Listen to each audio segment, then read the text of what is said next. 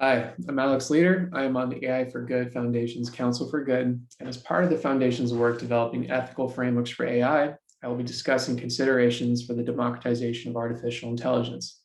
There's growing concern that due to unequal access to the resources that feed AI models and programs, only a small subset of society is truly advantaged in AI business pursuits, research, and other endeavors. Greater democratization is a key to reversing this trend, making it an integral consideration for the ethical use of artificial intelligence.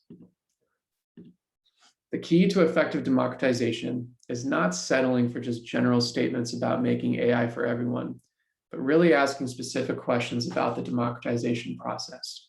Here, I've identified 6 of these questions. They can be used to set the parameters for any democratization efforts. These are: what does it mean to democratize? Why do we do it? What should it achieve? What within the AI pipeline are we specifically working on? Who is involved in these processes? And then how do we go about doing it? So what do we mean by democratization? This is not in the political sense. We're talking about voting control or oversight of government. It's really about everyone getting the opportunities and benefits of a particular resource.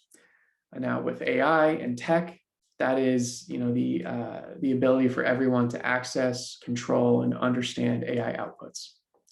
This is important because AI capabilities are slowly moving from the realm of data scientists and engineers into the hands of more users. But in most cases, it is still concentrated in just a small percentage of the global workforce and society at large. So AI democratization is going to require the spread of artificial intelligence to a wider user base that includes those without specialized knowledge of AI. Now more than ever, leaders across the private, public, nonprofit sectors need to empower more individuals to actively shape their AI journeys.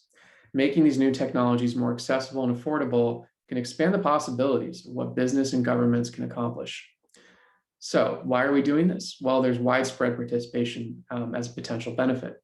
Individuals anywhere in the world with little or no resources, just an access to the internet and a device, could potentially enter the world of AI.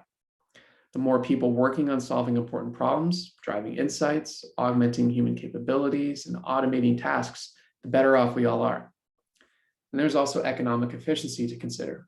Cheaper solutions are going to become more available as more people utilize data, algorithms, tools that are increasingly available to them. For example, the curation of ImageNet helped so many people develop visual recognition systems due to a free democratized resource, overall lead to better economic efficiency. And then there's also profitability involved in this. There was a McKinsey report that indicates by 2030, companies that fully absorb AI into all aspects of their workforce could double their cash flow. So that truism doesn't just apply to businesses in the private sector, but it can also hold true for economies at large. There's also the training of the workforce as a potential benefit. Enlisting more of the workforce in AI-related efforts enables them to develop the skills needed to stay competitive as automation reshapes the future of work. This is also going to keep more experts engaged. If there are newer entrants to the AI field who could do more of the basics of AI, then the experienced engineers can focus on complex models and more mature tasks. And finally, public support is something worth considering.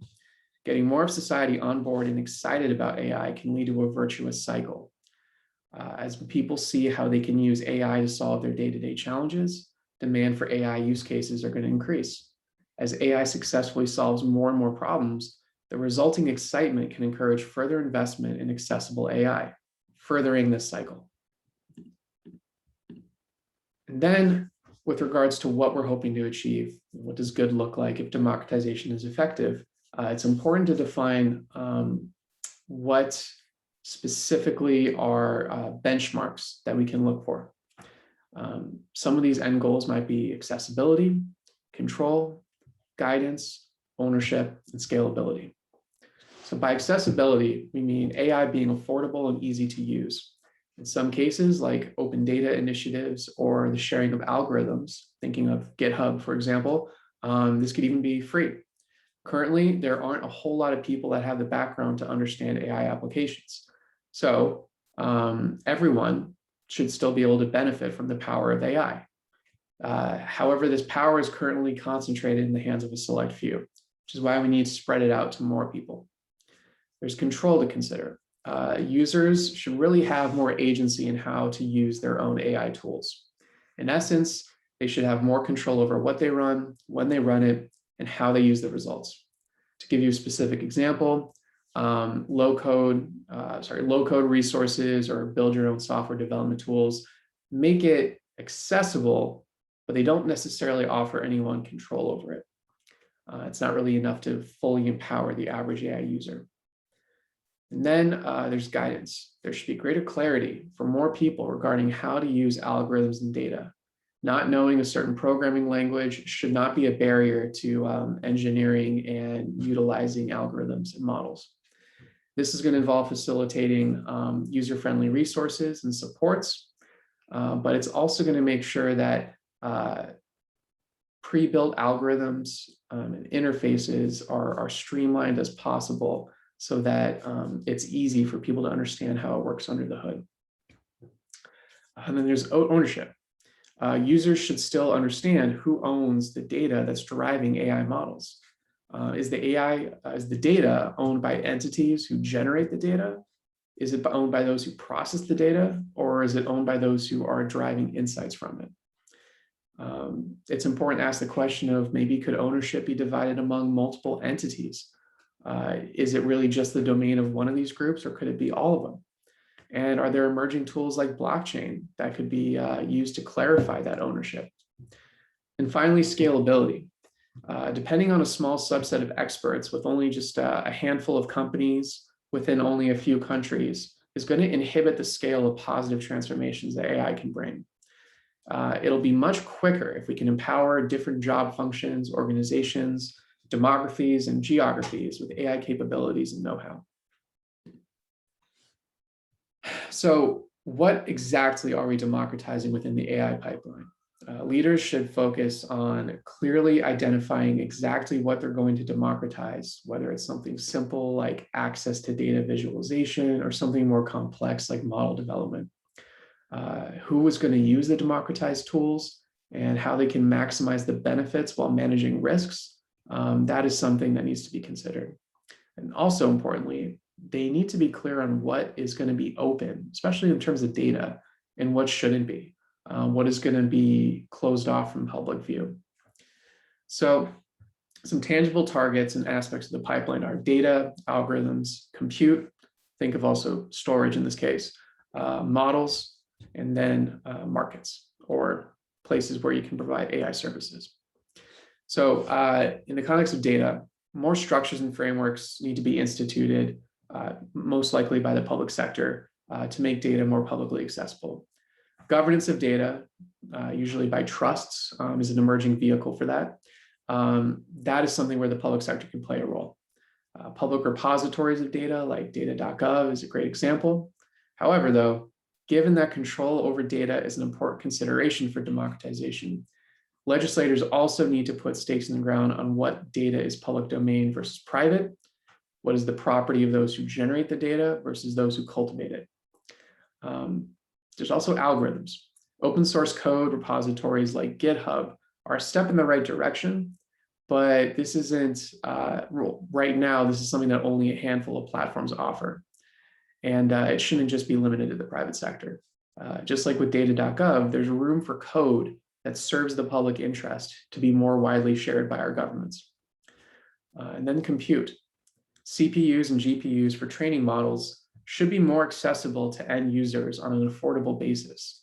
Otherwise, hardware is going to be a significant barrier to entry for those who want to participate in the AI economy. Cloud computing somewhat works to help this, but there's only a handful of market-leading platforms out there that offer cloud computing, and usually they require vendor-specific training. So transferring or making this training more transferable is one way to empower the average AI user. Furthermore, platforms like Google's Collaboratory are a great service for those looking to train and run complex models at little to no cost. More investment in platforms like this, whether it's from the private or public sector, is very beneficial. Models. Model development requires skills that the average person doesn't have. So therefore, automating the ability to ingest a variety of data formats and select the best algorithms is going to make this process more accessible. We are already seeing some of this happen with some auto ML tools, but this is still where greater investments in AI education and training are also essential. If users are not appropriately trained, there's potential for bias or poor explainability and inaccuracy if they're handling models. And then finally, there's a marketplace for services that needs to be democratized. Creating this marketplace where people can provide data science and ML services is an important step, but it's still in its infancy. There's some emerging places like Kaggle that are out there, but the public sector specifically has the potential to contribute to this by funding more open innovation efforts like crowdsourcing to meet its AI challenges. This is something that it already does with a lot of science and tech challenges that it has, but bringing this to the AI realm will also be very beneficial. So who is getting involved in this process? ML and AI have traditionally been seen as the domain for experts and specialists with PhDs. So it's not surprising that efforts to get more people involved in the AI economy are really focusing just on upskilling and education. But this is only one half of the coin. We should focus not only on making more capable experts, but also driving ML capabilities into the day-to-day work for anyone who works with data. To do this, we need to identify what types of individuals are going to benefit from AI becoming more accessible to them. I listed a few categories here. That includes data owners, those who consume and benefit from AI products, but also feed the systems through their own personal data. There's data stewards to consider, those who interface with AI applications and tools as part of their professions, but might not have the capacity or capability to actually refine and augment those tools. And then there's the data engineers, the AI, ML, data scientist specialists who can create these systems, these models, these algorithms, and have full control over them. So how do we do this? Well, there's a few steps that are worth considering. One is governance, building clarity around the ownership and control of AI tools inputs. Specifically with data governance, leaders in the public and private sectors can establish clear frameworks for the control and ownership of data as an AI input. This is particularly salient with access to data. For example, in healthcare, patients don't have access to their own health records in many cases, and they have to specifically request it. And even then, there's still many hurdles they might have to go through.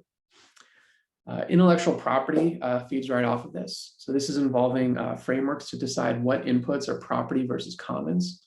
The democratization work we want to do may not reach its full potential without decisions about who owns the IP rights to certain things. Debates over these rights are going to be more common as more value is derived from data as opposed to the platforms and tools that support AI work.